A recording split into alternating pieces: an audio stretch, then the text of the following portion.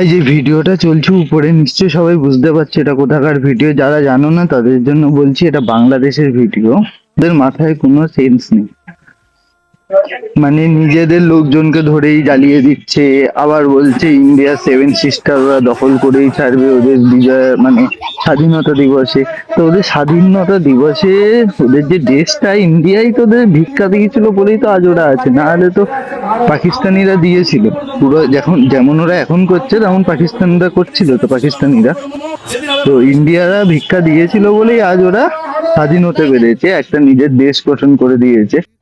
ভারতেরও দোষ আছে, তখন কেন দিতে গেল? তখন আমাদের মধ্যে নিয়ে নিলে ভালো হতো।